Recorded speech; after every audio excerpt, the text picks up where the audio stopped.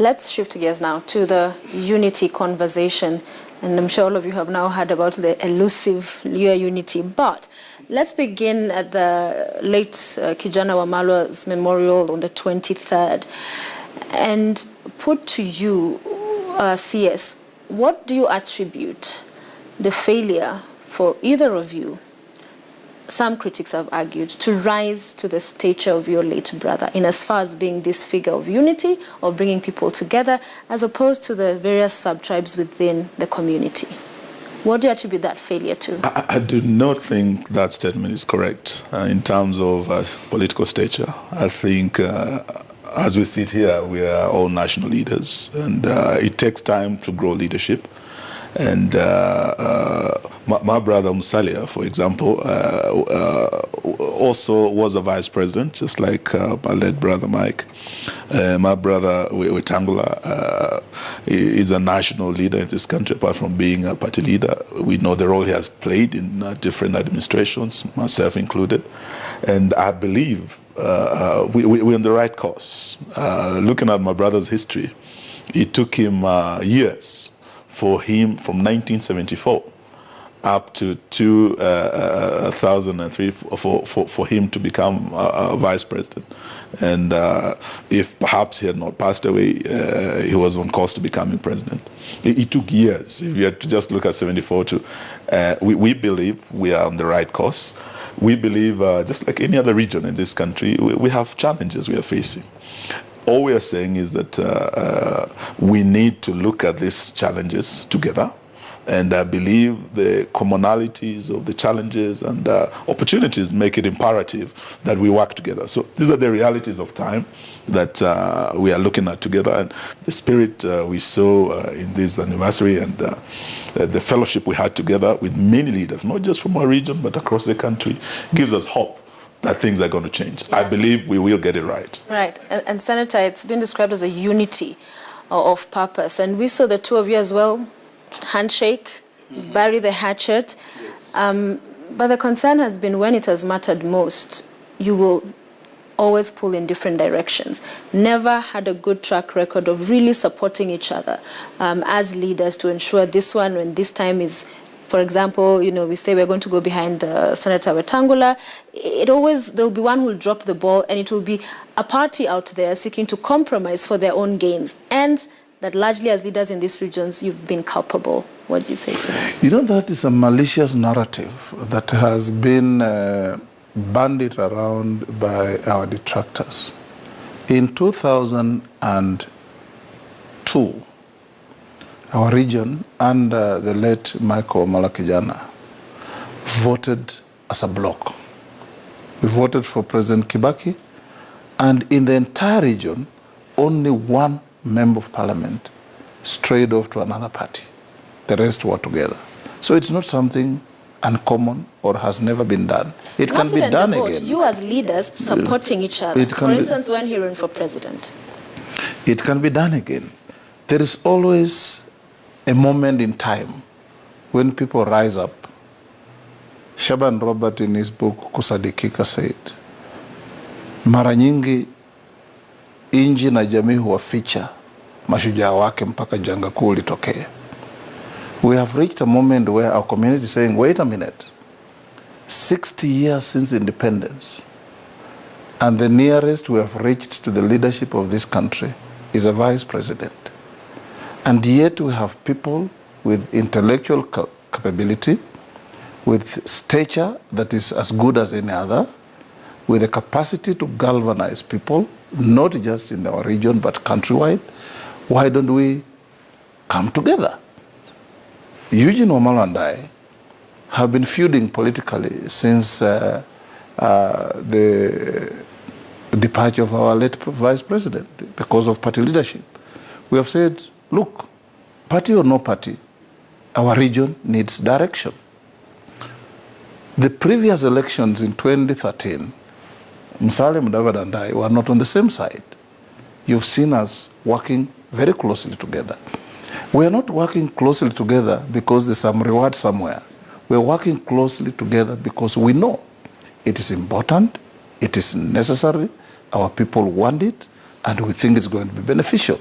And I want you to also make Kenyans know that the unity we are looking for our region is not just about Luyas, although we are the dominant community there. In fact, a key player in this process is Governor Sospita Ojamong from Busia. He's our next host for a similar event, and even bigger. He has offered that all MCAs must come in, past MPs must come in, and leaders who have not enjoyed electoral leadership but have value to add. So this is about seeking the presidency. You talk about many years and you've not been able to have one of your own as president. But that propagates that narrative around it's our time to eat. You know, that everyone else is there, we need to get our own there, and perhaps the people of Western will have better lives. Isn't there something when you see these three guys, isn't there ideas? Will this hold? Are you saying hungry guys looking for something to eat? But will...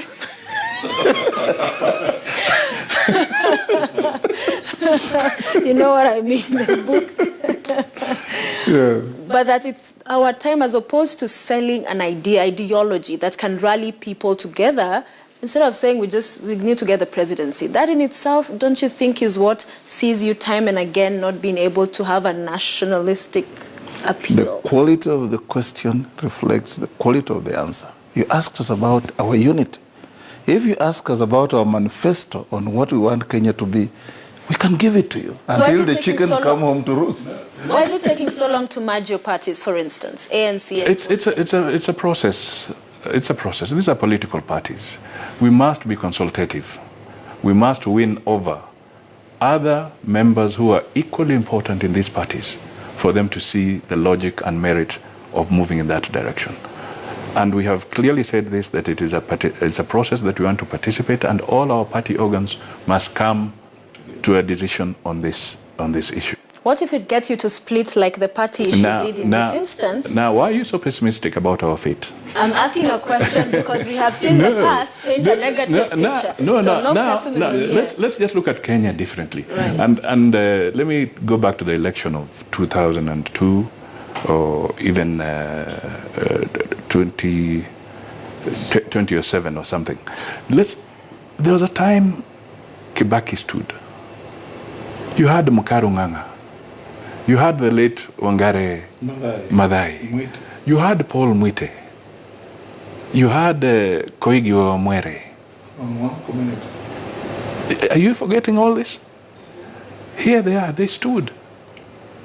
But at the end of the day, the people on the ground looked and said, amongst all these people who have contested, they preferred to put their weight behind Kibaki. Now, are you going to sit here and argue that because I stood, or because Weta is going to stand, or somebody else is going to stand, that in itself is a manifestation of disunity? It cannot be.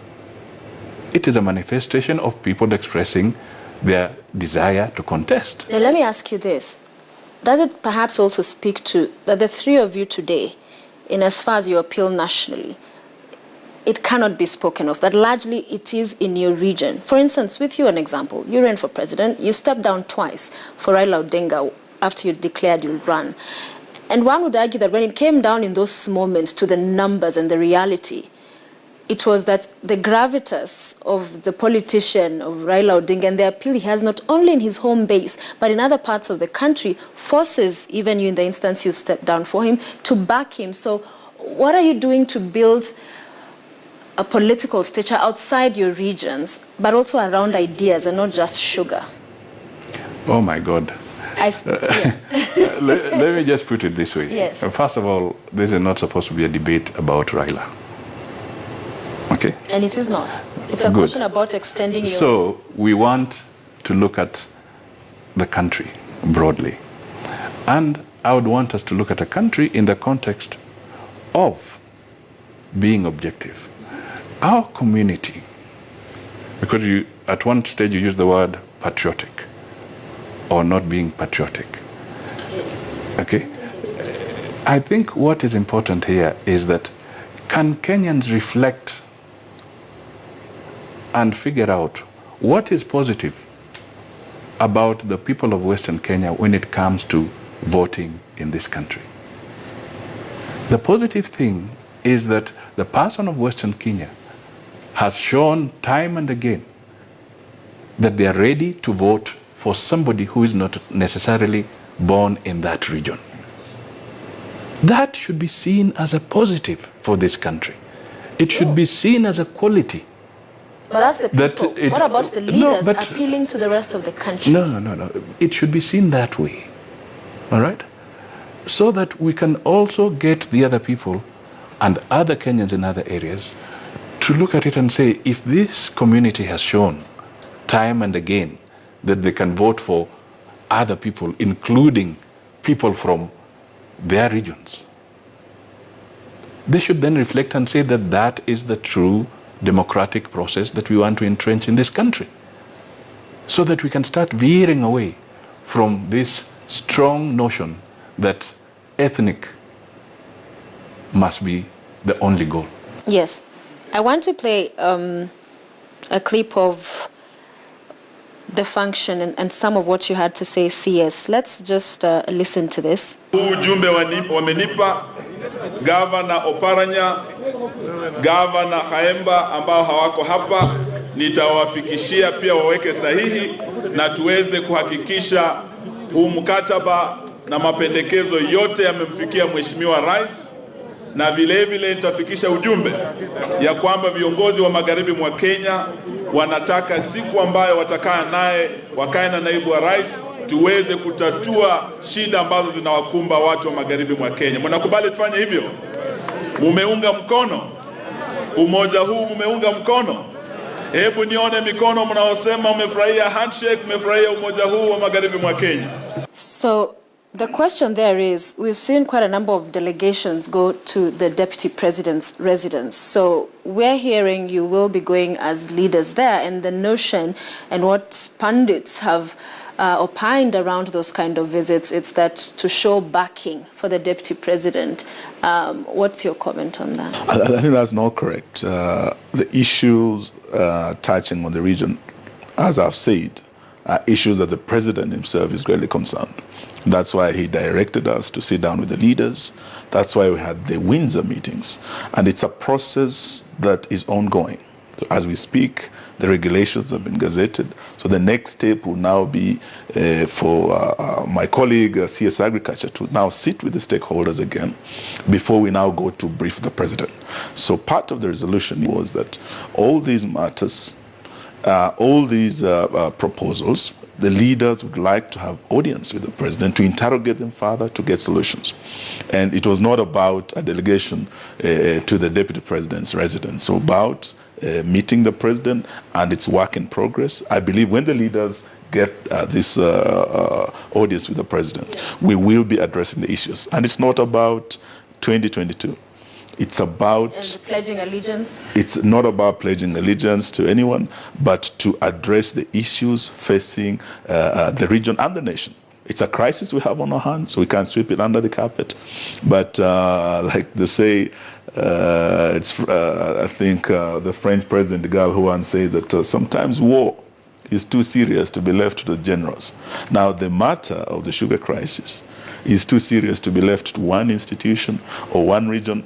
It is a matter of vital national importance. It's not a Luya matter or a Luo matter or a regional. It is a national matter that the President himself will address, and at such a time that we all sit, we will be able to address these matters. So briefly, on the question of the merger between the two parties, some of the feuding that was there politically between the two of you was around Ford Kenya, New Ford Kenya.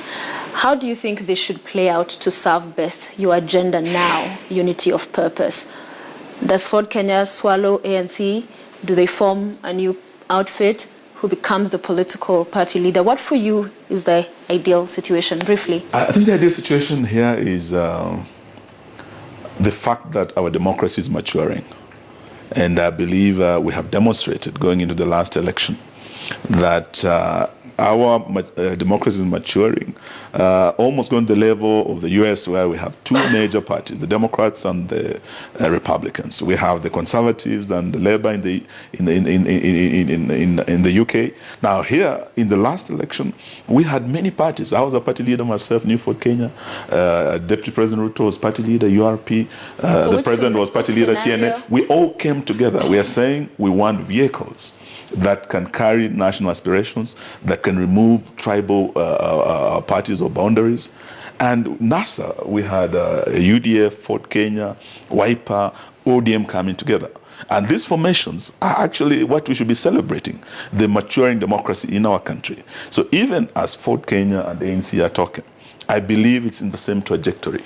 They are moving in that direction, and it's not about them joining to create a Luya party. It is about maturing our democracy and looking at issues, not based on tribal lenses or tribal parties. We've talked about the three of you coming together, and as we wind up, we have about 5 minutes or less. I want us to speak of the Building Bridges initiative. And you have been critical of how this process came into being. There are those who've described it as a handshake. Your views on how we truly mend the rifts that some have argued just because there was a handshake, it did not mean Kenya now is united and let's move on. There are those who feel issues have been, swept under the carpet. So what for you is the way to go? How more can they engage? How, for instance, should the Building Bridges team go about their work, the task force?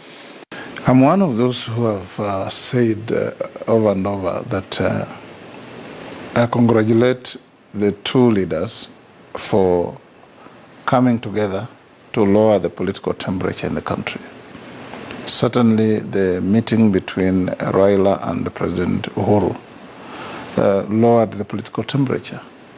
But that is just like giving painkillers to a sick person. You ameliorate the pain, but you don't cure the disease. Where did we start this tumultuous process? Because of electoral difficulties in the country. We have the TJRC report that is unimplemented. We have the inclusivity question in this country that is on the lips of everybody. We have issues that we all know. What I've been saying is this: superficial solutions to serious problems are not solutions. There's a Building Bridges initiative. But when you look at even the competences of the membership, I dare say that I don't know if we are serious. That notwithstanding, because whoever they are, they can call professionals to assist them.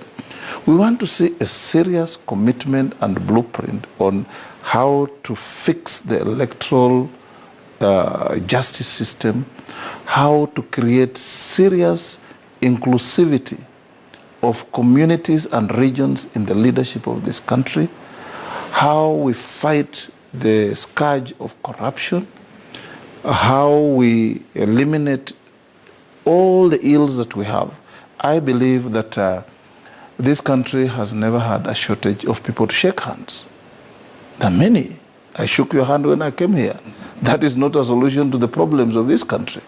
We want to see serious engagement to take this country to the dream we all share, that an electoral cycle should not threaten to tear our country apart, neither should it create enmity between individuals, between communities, between regions. All right. Honorable Mudavadi, you've appeared sometimes to support the handshake, then at other times not quite. Which is which? I think I'll just pick up from what I've said, that the measure of tranquility that we see as a consequence of the handshake must be lauded. I've said this. But we still want a broad participatory process, more inclusive. How does that look like?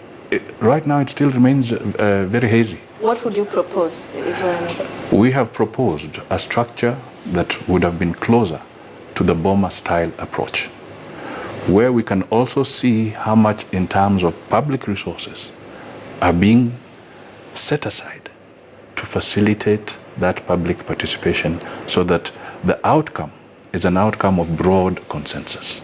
All right? So I think we have examples of that.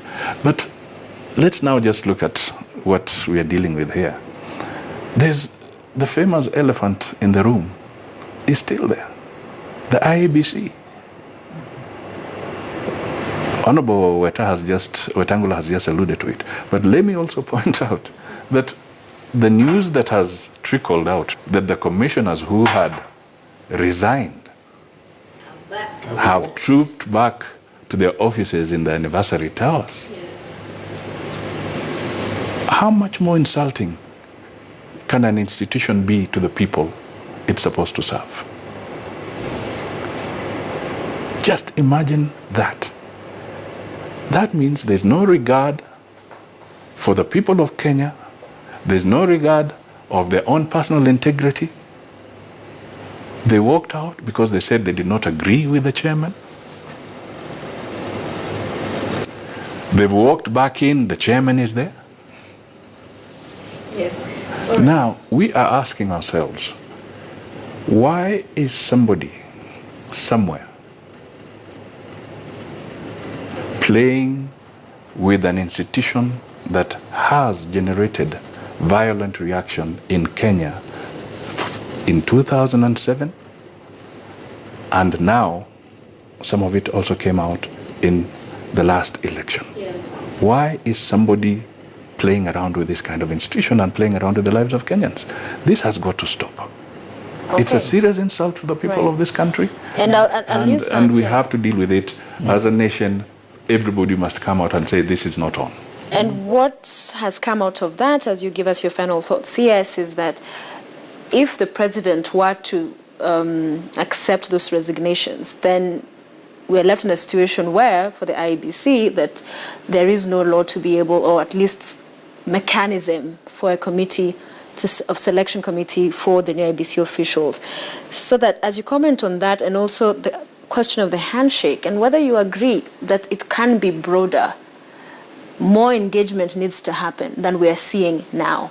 I think, first of all, I must thank my two brothers here. They played a role in the first handshake, the Kofi Annan handshake, yes, in February 2008, when we had President Kibaki and the Right Honorable Raila Odinga shaking hands. Mm-hmm. That saved Kenya. We had pushed our country to the brink, but with the help of the international community and with the help of prominent Kenyans, including my two brothers who started in Serena, we were able to resolve issues and save our country.